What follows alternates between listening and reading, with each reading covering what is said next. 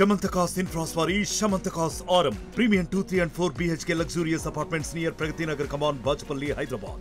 గతంలో పీసీ అధ్యక్షుడిగా ఉన్నప్పుడు కాంగ్రెస్ పార్టీలో కేవలం సంచలనాలకు మాత్రమే సంచలన స్టేట్మెంట్ ఇవ్వడం లేకుంటే అలాంటి అంశాలను లేవనెత్తడంలో దిట్టైనటువంటి రేవంత్ రెడ్డి గారు అధికారం వచ్చిన తర్వాత కూడా ఇచ్చిన మాటలు మర్చిపోయి ఇచ్చిన హామీలు మర్చిపోయి ఏదో ఒక సంచలనం చేయాలా ఏదో ఒక రకంగా ఈ రాష్ట్రంలో మరి ప్రజా సమస్యను పక్కదో పట్టించడానికి ఈరోజు హైడ్రా డ్రామాను చేస్తూ ఉన్నాడు. నేను ఒకటే అడుగుతా ఉన్నాను, హైడ్రా డ్రామా చేసే రేవంత్ రెడ్డి గారు నిజంగా మీరు ఈ హైడ్రా ద్వారా వాస్తవంగా ఇక్కడ ఉన్నటువంటి మరి ఇల్లీగల్ కన్స్ట్రక్షన్ అన్నిటి కూడా డిమాలిష్ చేసే దమ్ము నీకు ఉన్నదా? అట్లయితే నీ సొంత తమ్ముడి మీద వస్తున్న ఆరోపణలు కానీ మరి మీ పార్టీ నాయకుల మీద వస్తున్న ఆరోపణలు కానీ మీ పార్టీలో ఉన్నటువంటి ఎమ్మెల్యేల అక్రమ నిర్మాణాన్ని ముందు మీరు డిమాలిషన్ చేసిన తర్వాత మరి ఇతర అంశాలకు మీరు వెళ్ళుంటే బాగుండేది. నేను ఒకటే అడుగుతా ఉన్నాను, మరి గతంలో ఇవే హైడ్రా అంశంలో మీరు ఇచ్చినటువంటి పర్మిషన్స్ ఇచ్చినటువంటి అధికారుల మీద మీరు చర్యలు తీసుకునేటువంటి దమ్ము మీకు ఉన్నదా? పర్మిషన్స్ ఇచ్చినటువంటి గత ప్రభుత్వం అయినా సరే ఏ ప్రభుత్వం అయినా సరే, ప్రభుత్వం అనేది ఆన్గోయింగ్ ప్రాసెస్. ఒక ప్రభుత్వం ఇచ్చిన అధికారం ఒక ప్రభుత్వం ఇచ్చినటువంటి పర్మిషన్ ఇంకో ప్రభుత్వం మరి దాని మీద ఏం నిర్ణయం తీసుకుంటా ఉన్నది, మరి ఆ పర్మిషన్ని ఆధారం చేసుకునేటువంటి నిర్మాణం చేసుకునేటువంటి ఒక వ్యక్తి ఈరోజు మరి ఏ రకంగా నష్టపోవాల్సి వస్తున్నది? దానికి మరి అధికారుల మీద మరి చర్యలు తీసుకుంటా ఉన్నారా? మరి వారికి ఏమైనా ల్యాండ్ కంపెన్సేషన్ ఏమన్నా మరి ఇస్తూ ఉన్నారా? మరి నోటీసెస్ ఇస్తూ ఉన్నారా? ప్రజాస్వామ్య పద్ధతిలో మీరు నిజంగా కూడా మరి పాటించి నియమ నిబంధనలు పాటించి మీరు చర్యలు తీసుకుంటా ఉన్నారా? నోటీసెస్ సర్వ్ చేస్తూ ఉన్నారా? మరి ఏ రకంగా మీరు ప్రియారిటీ ఏంది? కేవలం ఒకరిద్దరు సెలబ్రిటీల బిల్డింగ్ను కూలగొట్టేసి ఏదో చేస్తున్నట్టుగా మీరు ఒక చర్య చేస్తున్నట్టుగా మీరు ఈరోజు చేస్తున్నటువంటి అలజడి చూస్తూ ఉంటే కేవలం ప్రజా సమస్యలను పక్కదో పట్టించడానికి మాత్రమే చేస్తున్నారు. హైడ్రా మీద ఒకటే, ఈ ప్రభుత్వం తీసుకునేటువంటి చర్యలు ప్రజాస్వామ్య పద్ధతులు తీసుకుంటే బాగుంటుంది.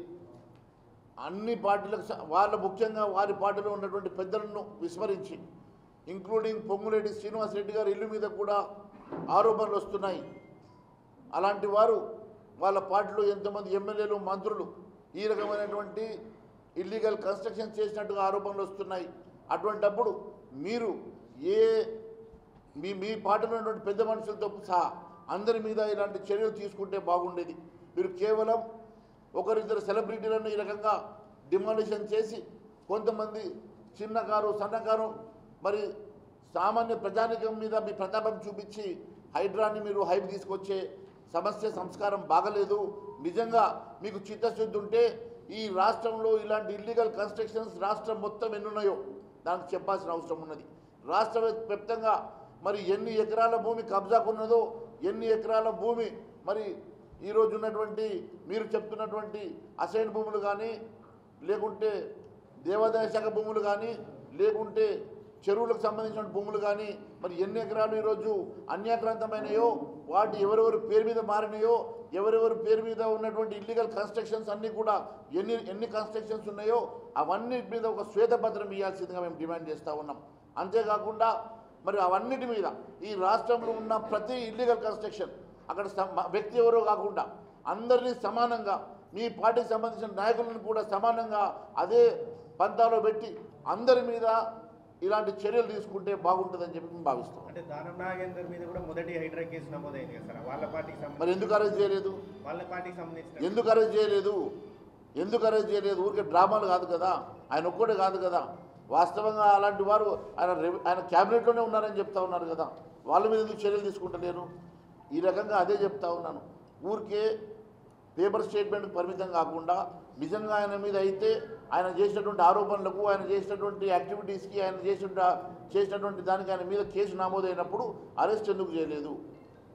కేవలం ఇలాంటి హైడ్రామా కేసుల్ని మానుకొని వాస్తవాలకు దగ్గరగా జెన్యూన్గా ఈ రాష్ట్రంలో ఉన్నటువంటి ఇల్లీగల్ కన్స్ట్రక్షన్స్ని కానీ లేకుంటే ఆక్యుపెన్సీలో ఉన్నటువంటి ల్యాండ్స్ అన్నింటినీ కూడా ఒక శ్వేతపత్రం రిలీజ్ చేస్తే ఈరోజు ఈ రాష్ట్రంలో దాదాపుగా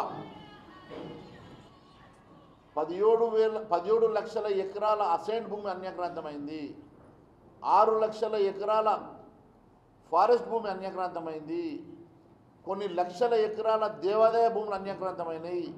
మరి ఇన్ని లక్షల ఎకరాల భూములు అన్యాక్రాంతమైనప్పుడు, ఇతరుల కబ్జాలో ఉన్నప్పుడు వాటన్నిటి మీద శ్వేతపత్రం ఇచ్చే దమ్ము ధైర్యం ఉన్నదా? ఆ భూములు ఎవరెవరి పేరు మీదకి మారినాయో, ఎవరెవరి కబ్జాలో ఉన్నాయో, మరి ఎక్కడెక్కడ పోయినాయో, మరి ఆ డాక్యుమెంట్స్ ప్రకారం అవన్నిటినీ బయటకు తీసే దమ్ము ధైర్యం రేవంత్ రెడ్డి గారికి ఉన్నదా అని చెప్పి అడుగుతుంది. ఈరోజు రుణాలు తీసుకుంటే కేవలం 22 లక్షల మంది రైతాంగానికి మాత్రమే రుణమాఫీ చేసి మీరు ఏ రకంగా పూర్తిగా రుణమాఫీ జరిగిందని చెప్పి చెప్పుకోగలుగుతున్నారో మరి అర్థం కావడం లేదు. ఇలాంటి సమస్యలు అంతేకాదు, మీరు ఇచ్చినటువంటి 420 హామీలు ఏ ఒక్క హామీ నెరవేర్చకుండా, ఏ ఒక్క హామీ ఇప్పటి వరకు పూర్తిగా మరి అటెంప్ట్ చేయకుండా ఈరోజు కేవలం హైడ్రా పేరు మీద హైడ్రామా చేసి ప్రజా సమస్యలను పక్కదో పెట్టించి ఇచ్చిన హామీలను ప్రజలు మర్చిపోయే విధంగా పక్కదో పట్టించేసి మీరు ఈరోజు ఈ రకంగా ముందుకు వెళ్తూ ఉండడం ఇది సమంజసం కాదు అని చెప్పి తెలియజేస్తూ ఉన్నాను. ఈరోజు రేపు రాబోయేటువంటి లోకల్ బాడీ ఎన్నికల్లో ప్రజలు మీకు బుద్ధి చెప్తారు. నిజంగా మీకు దమ్ము ధైర్యం ఉంటే మరి ముందుగా లోకల్ బాడీ ఎన్నికల షెడ్యూల్ రిలీజ్ చేయండి. అప్పుడు మీ దమ్మేందో, మీరు చేసినటువంటి ప్రజా వ్యతిరేక విధానాలకి ప్రజలు ఏ రకమైన తీర్పు ఇస్తారో అర్థమైందని చెప్పి తెలియజేసుకుంటూ ధన్యవాదాలు. మరిన్ని వీడియోస్ కోసం ఛానల్ ని సబ్స్క్రైబ్ చేయండి. లేటెస్ట్ అప్డేట్స్ కోసం వాట్సాప్ ఛానల్ ని ఫాలో చేయండి. అండ్ లింక్ డిస్క్రిప్షన్ లో ఉంది.